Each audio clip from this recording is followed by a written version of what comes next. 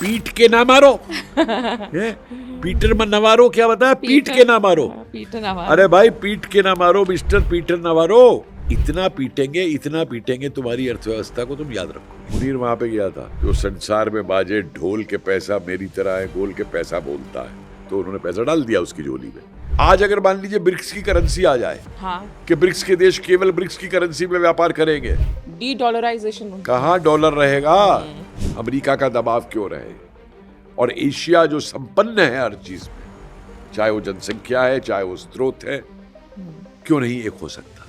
एक झटके ने भारत ने बता दिया तुमको कि तुम कितनी बड़ी सुपर पावर। आप ये देखिए कि सुभाष चंद्र बोस ने 1943-44 में भी चीन के जो दो धड़े आपस में लड़ रहे थे, उन तक में आपस में समझौता कराने का प्रयास किया था कि इससे मिलकर के संपूर्ण एशिया जो है वो एक होकर के उपनिवेशवाद के बाद खड़ा हो जाए। लेकिन अमेरिकियों के अंदर एक बहुत बड़ी बेवकूफी है, मैं बताऊं आपको। ये दुनिया भर के अपने आप को सबसे माहिर लोग समझते हैं, लेकिन इनमें अकल की बहुत कमी है। इनके उद्योग जो हैं, इनकी वो जो है आईटी, सिलिकॉन वैली, अस्पताल, यूनिवर्सिटीज, ये भारतीयों के बल पे चलते हैं। के ना मारो।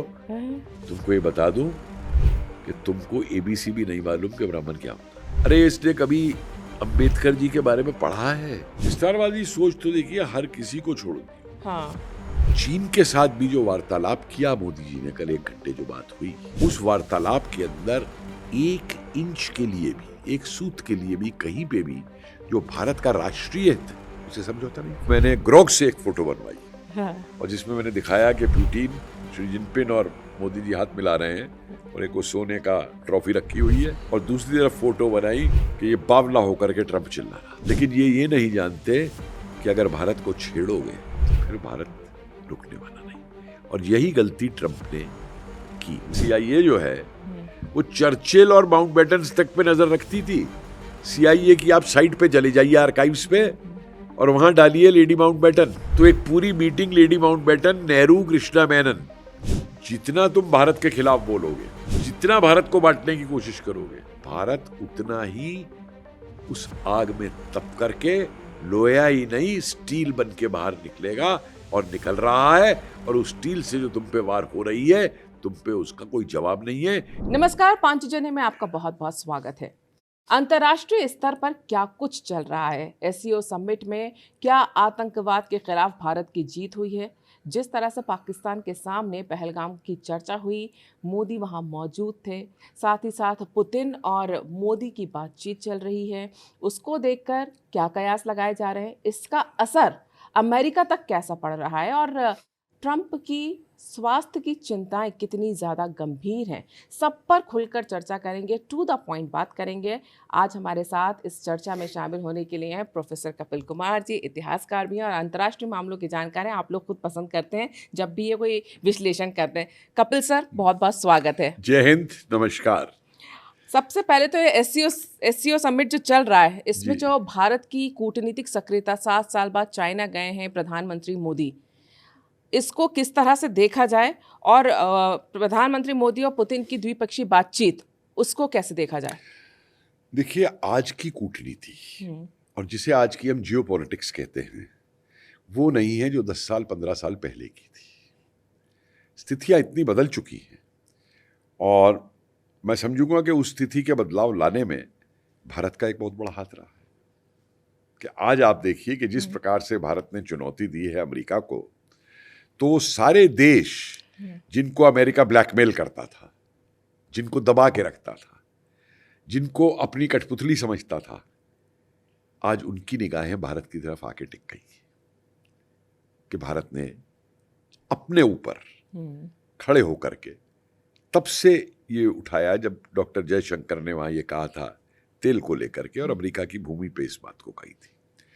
अब इन परिस्थितियों के अंदर कुछ सवाल उठते हैं कि क्या आप पुरानी दुश्मनियों पे रहेंगे, या पुराने अगर मुद्दे हैं, क्योंकि हमारे हैं चीन के साथ, क्या हम उनको सॉल्व नहीं करेंगे?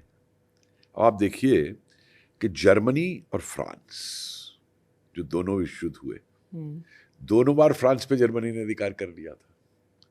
ईंट कुत्ते का बैर था। आज दोनों देश एक दूसरे के साथ कैसे खड़े होंगे? फ्रांस और इंग्लैंड बड़ी इंग्लो फ्रेंच वॉर्स हुई हैं नेपोलियन के ज़माने में भी, और तब आज एक साथ खड़े हुए हैं।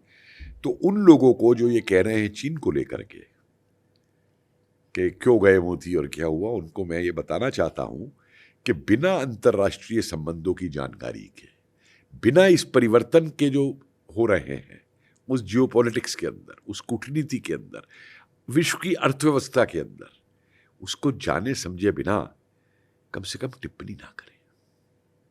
एक बात का ध्यान रखें, मोदी जी ने स्टैंड क्यों लिया अमेरिका के खिलाफ? राष्ट्रीय हित में लिया। अगर जो बिलियंस डॉलर्स का तेल जो है अगर हम रूस से नहीं लेते तो आज हमारे यहाँ तेल की कीमत क्या होती और हमारी अर्थव्यवस्था कहाँ होती। और चीन के साथ भी जो वार्तालाप किया मोदी जी ने, कल 1 घंटे जो बात हुई, उस वार्तालाप के अंदर 1 इंच के लिए भी, 1 सूत के लिए भी, कहीं पे भी जो भारत का राष्ट्रीय हित है उसे समझौता नहीं किया। बहुत ही सूझबूझ के साथ कहा कि सीमा पे स्थिरता है और इसको सुलझाने के लिए आगे बातचीत होगी। इसी प्रकार व्यापारिक उसके ऊपर बात की, कल्चरल संबंधों की भी बात की पूरे लेकर के। और एक बार को ये नेहरू का दौर छोड़ दीजिए, जब हिंदी चीनी भाई भाई हुआ और धोखा हुआ और सब कुछ हुआ, लेकिन अगर आप उससे पहले के काल के अंदर जाएं तो आप ये देखिए कि सुभाष चंद्र बोस ने 1943-44 में भी चीन के जो 2 धड़े आपस में लड़ रहे थे उन तक में आपस में समझौता कराने का प्रयास किया था, और जापान और चीन में समझौता कराने का प्रयास किया था कि इससे मिलकर के संपूर्ण एशिया जो है वो एक होकर के उपनिवेशवाद के बाद खड़ा हो जाए। और टोक्यो कॉन्फ्रेंस भी हुई थी अक्टूबर 43 में, राज बिहारी बोस, उनको मैं बहुत इसको देता हूँ उसका वो महत्व। और जहाँ पे बोस ने कहा था कि मैं भारत का प्रधानमंत्री नहीं हूँ, यहाँ पे मैं केवल भारत का एक प्रतिनिधि हूँ, प्रधानमंत्री तो भारत का, भारत की जनता चुनेगी। ठीक है, हाँ। आज वही एक जिसे आप कहेंगे पुनरावृत्ति हो रही है कि पाश्चात्य का हमारे ऊपर हमेशा दबाव क्यों रहे, अमेरिका का दबाव क्यों रहे, और एशिया जो संपन्न है हर चीज में, चाहे वो जनसंख्या है चाहे वो स्रोत है, क्यों नहीं एक हो सकता।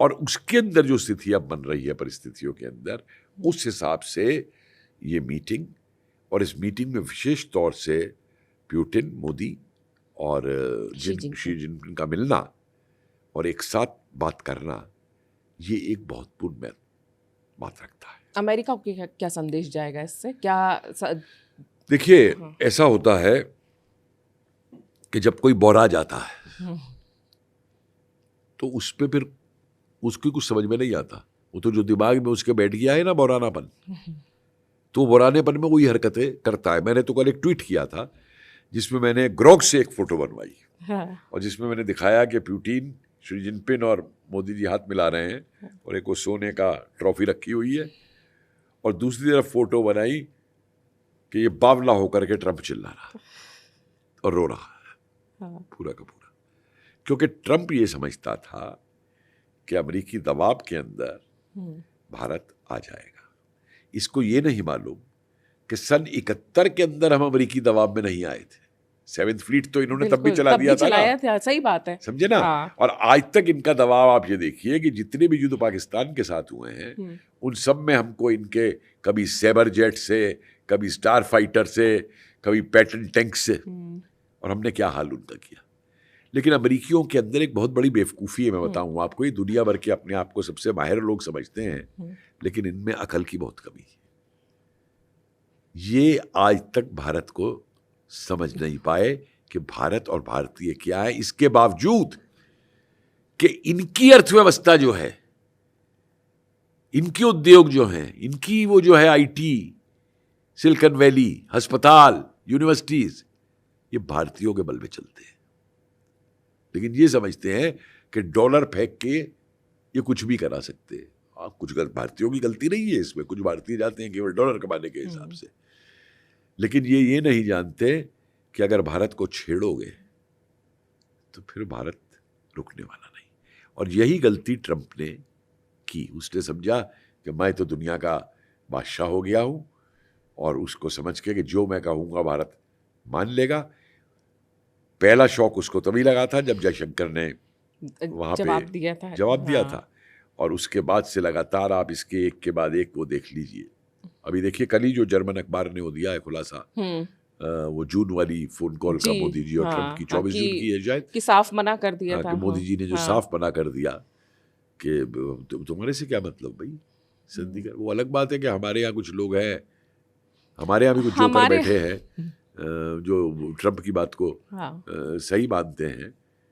तो मान लीजिए ट्रम्प की आप सही, आज आपको ट्रम्प की बात सही लग रही है, आप ट्रम्प की बात सही मान लीजिए, कोई दिक्कत नहीं है हमें उसके ऊपर, क्योंकि जनता देश की बेवकूफ़ नहीं है। जनता सबनी आंखें खोल के देख रही है, जनता के कान भी खुले हुए हैं, और जनता की ज़बान भी खुली है, और जनता के हाथ में बैलेट पे वो बटन दबाने के लिए उसका अंगूठा भी हाँ, स्वतंत्र है, किसी का गुलाम नहीं है इस देश के अंदर औरों के तरीके से।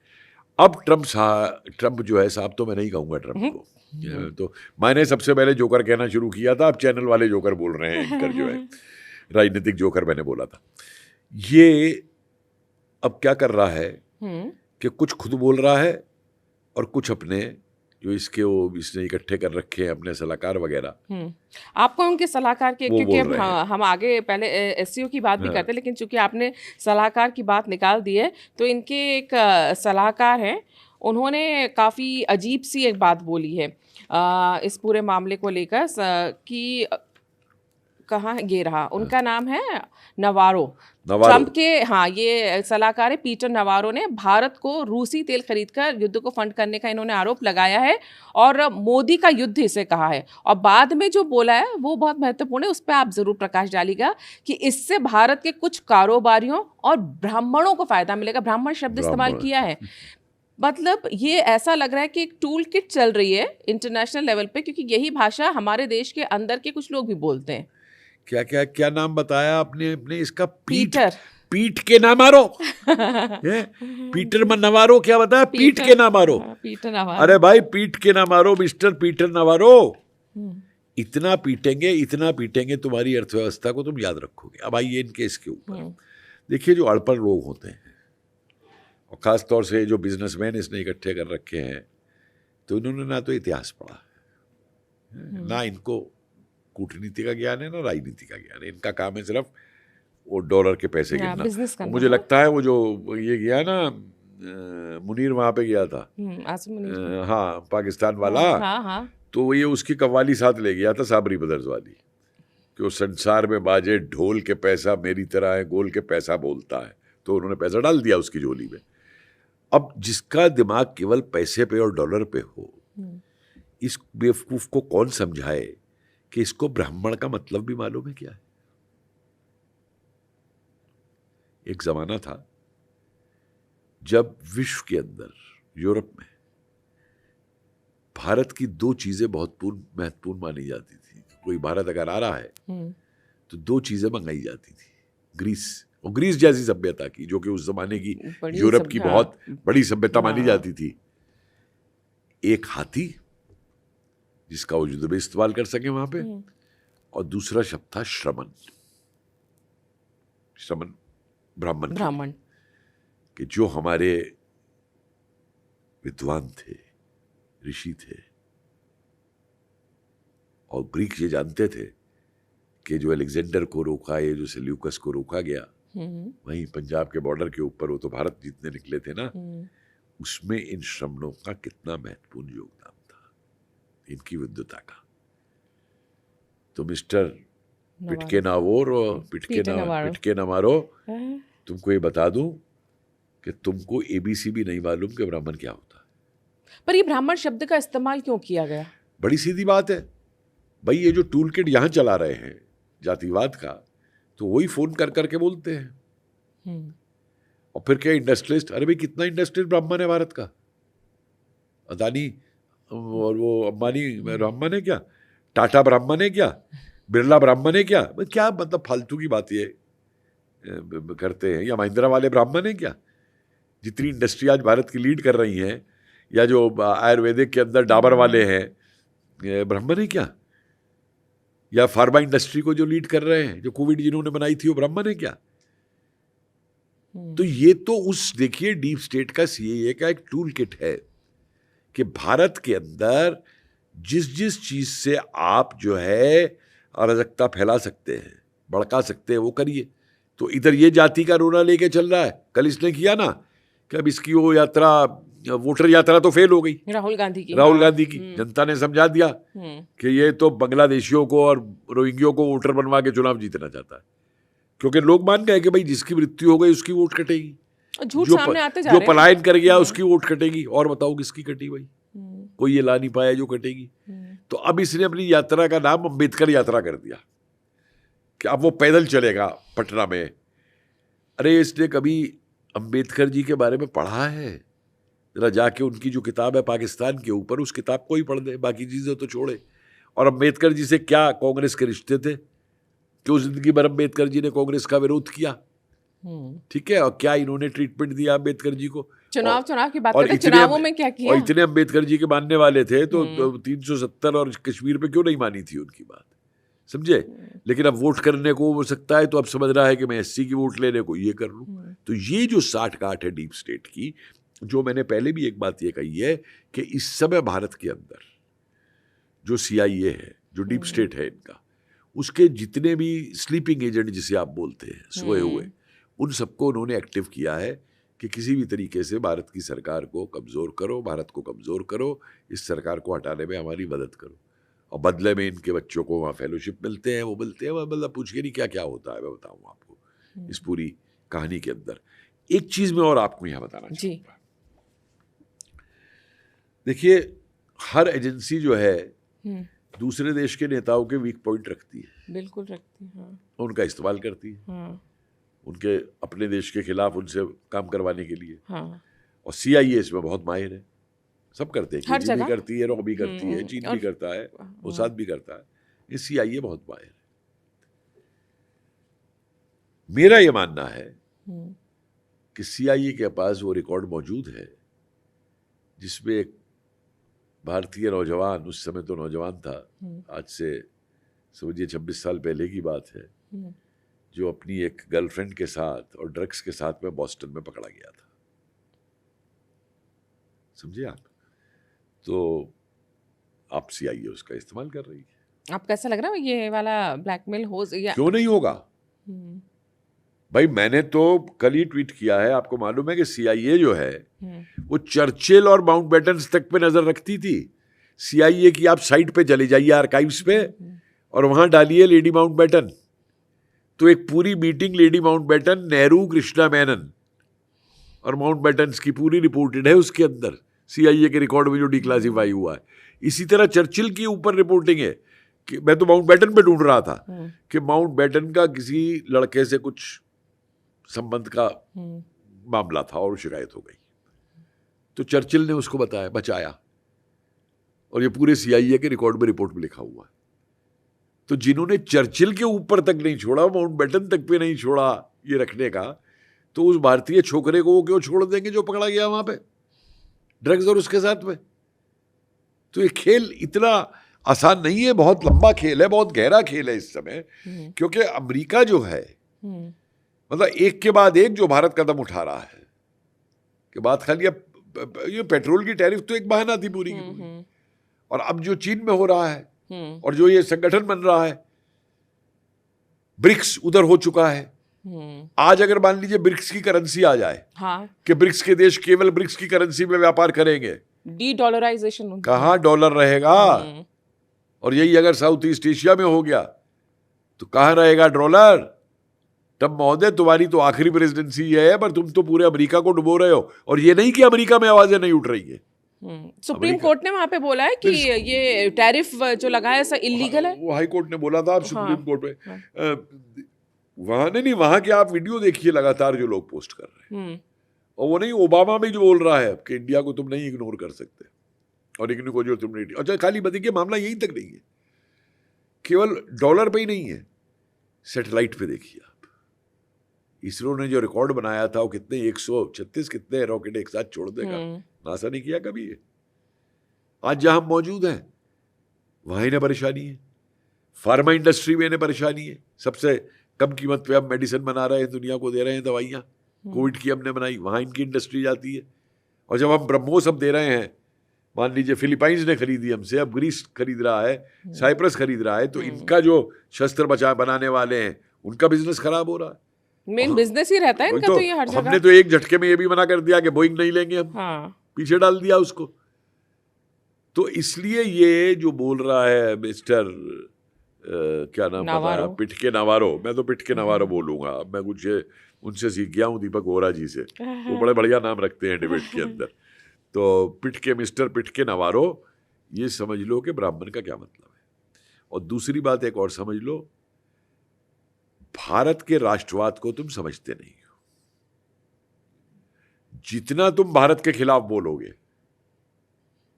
जितना भारत को बांटने की कोशिश करोगे, भारत उतना ही उस आग में तप करके लोया ही नहीं स्टील बन के बाहर निकलेगा, और निकल रहा है। और उस स्टील से जो तुम पे वार हो रही है, तुम पे उसका कोई जवाब नहीं है, इसलिए तुम लोग बोरा गए हो। तो जो भी तुम्हारे कान में जो कह जाता है वो तुम बोलते हो। जैसे मुनीर कुछ बोल गया कान में, दे दिया उसे डोला, भर दी उसकी झोली, पहुंच गए वहां पे लेकर के। और ये भूल गए थे कि वही पाकिस्तान है जिसने तुम्हारे उस्मा बिन लेदन को अपने यहाँ रखा था, और तुम ही नहीं जाके वहां पे मारा था। तो ये तो बेशर्मियां हैं इनकी, मिस्टर पीटर नावारो की और इनके प्रेसिडेंट की। मुझे तो अमेरिकन बुद्धि पे हैरानी आती है।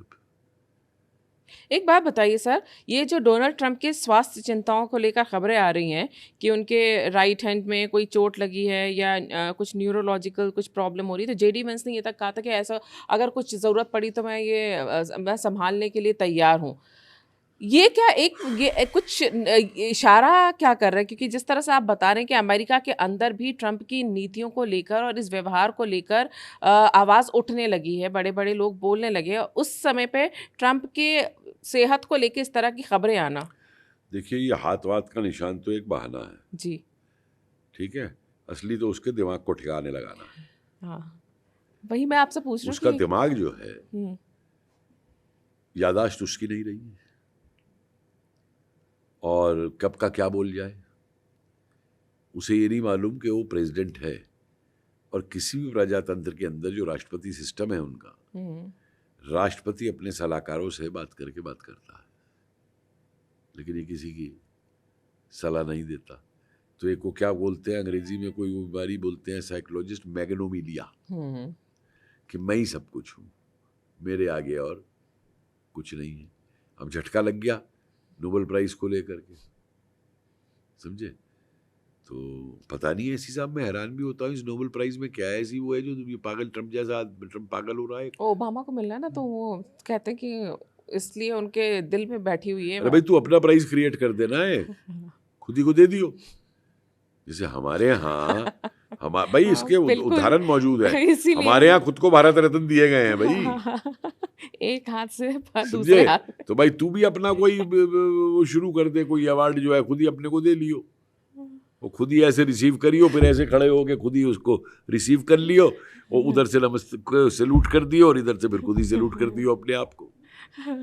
ये तो बात सही है, क्योंकि अमेरिका में ऐसा नज़र आ रहा है कि ट्रंप को लेकर उनकी क्रेडिबिलिटी अब सिर्फ ट्रंप की क्रेडिबिलिटी नहीं, अमेरिका की क्रेडिबिलिटी है, और वो जो है वो साख जो है वो इंटरनेशनल लेवल पे ख़राब हो रही है। देखिए, बड़े इंटरेस्टिंग पैरेलल ड्रॉ किए हैं, आपका बड़ा इंटरेस्टिंग क्वेश्चन है ये सवाल। ट्रंप के एक्शन से अमेरिका की छवि खराब हो रही है? और हमारे यहाँ राहुल के एक्शन से भारत की छवि खराब हो रही है। तो दोनों मौसेरे भाई हो गए, लगे हैं अपने देशों की छवि खराब करने के ऊपर, और उसको छवि ववि से कोई मतलब नहीं। देखिए, इनकी मानसिकता हमेशा ये रही है कि ये क्या आप कहेंगे, दूसरों पे अपना प्रभुत्व जमाने की मानसिकता से ग्रस्त रहे। तो ये आज भी समझते हैं कि जैसे दुष्युद्ध में इन्होंने किया या और आगे ये करते रहे दुनिया के ऊपर, तो आज भी दुनिया इनकी वही संप्रभुता इनकी मानेगी कि और कुछ भी हो जाए, जो अमेरिका कहेगा वही होगा। लेकिन अब दुनिया इससे बहुत बहुत बहुत बाहर निकल रही है, बहुत बाहर निकल रही है।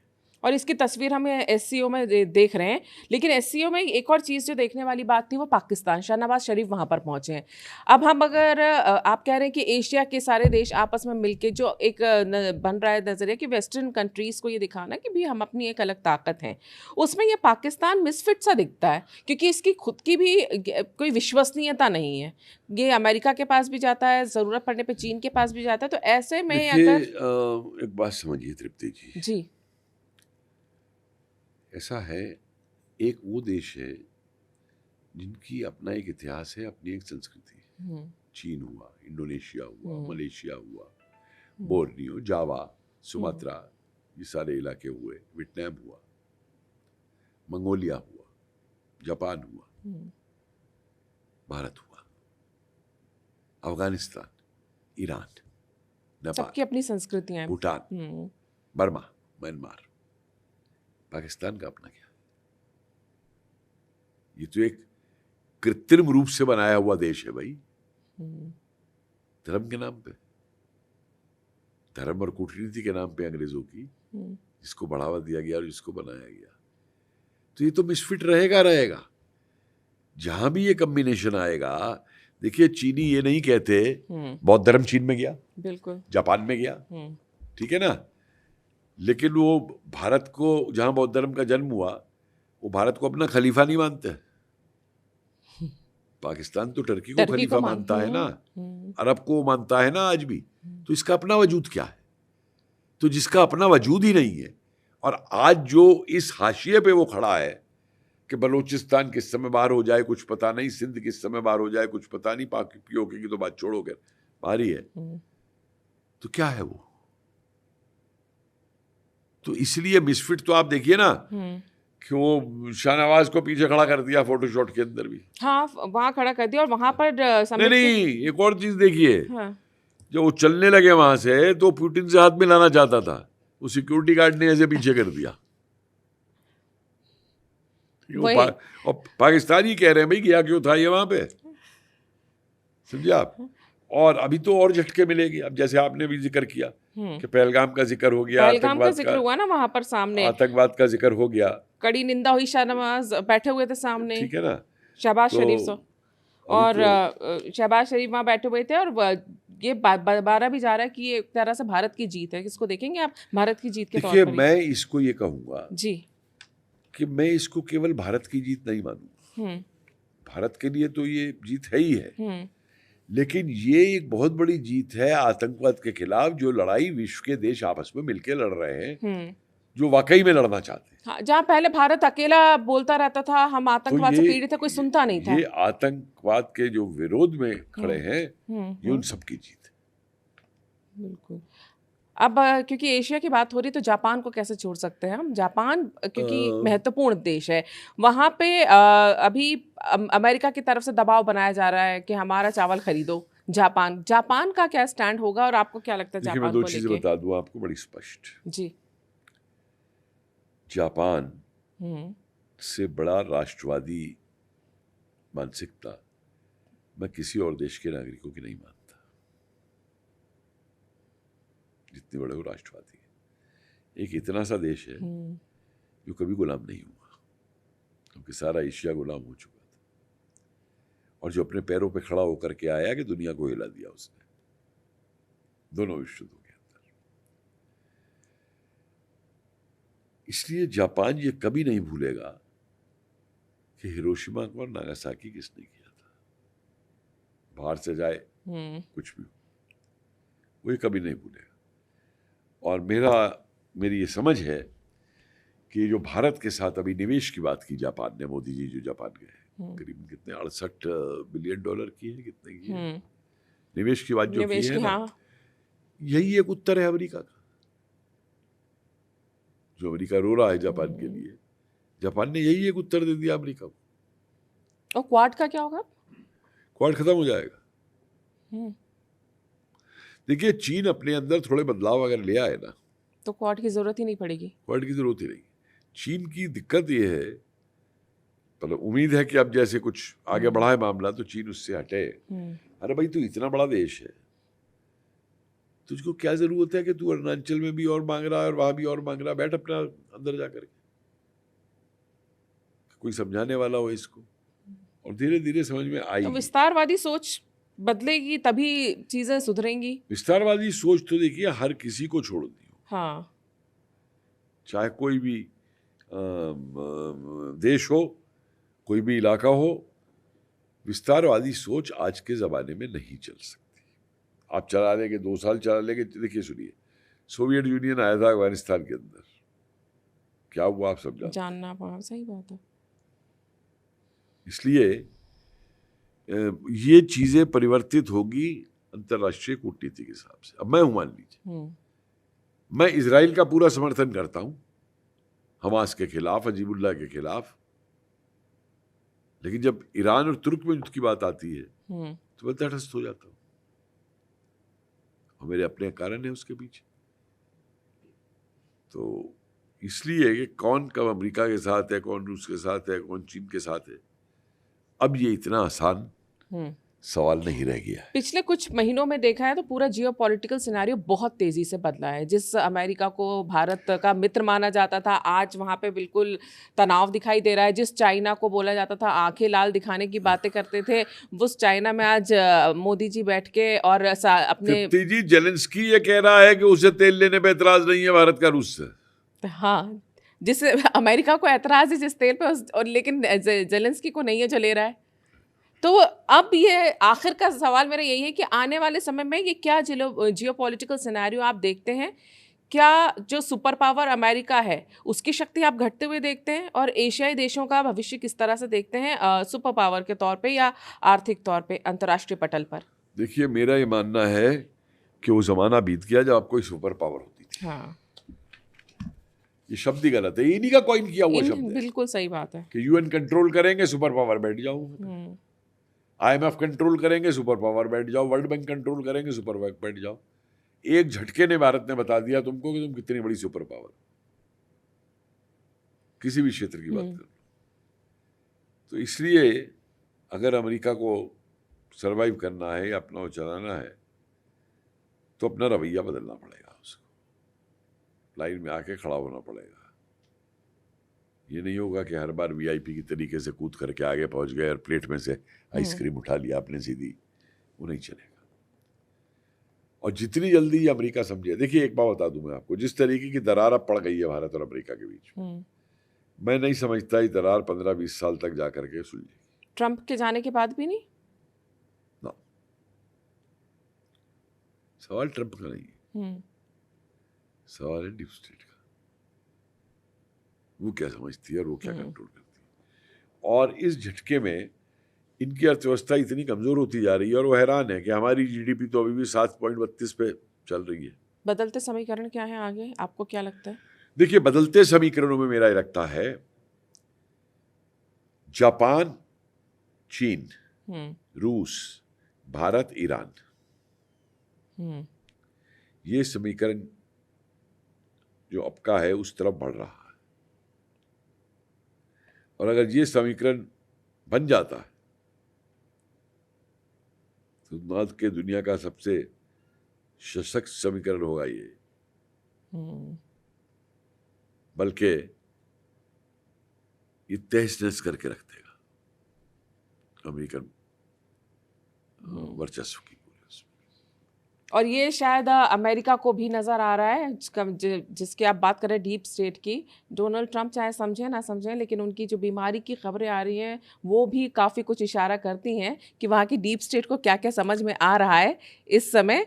और अमेरिका के लिए अब चुनौती बढ़ती जा रही है, जिस तरह से SCO और अभी जैसे ही कपिल सर ने भी बताया कि अगर ये समीकरण बन गए एशियाई देशों के, तो ये एक बड़ी चुनौती के तौर पे अमेरिका ले चुका है। और जिस तरह की कार्रवाई हो रही है वो भी यही दिखाती है। और इस पूरे जियोपॉलिटिकल सिनेरियो पर हम लगातार नज़र बनाए रखेंगे और इससे जुड़े हुए हर चर्चा हम आपके साथ ज़रूर करेंगे, आप लोगों तक पहुंचाएंगे हर एक बात। आप भी हमारे इस चैनल के साथ जुड़े रहें। कपिल जी, आप आए, आपने बातचीत की, इसके लिए बहुत बहुत धन्यवाद।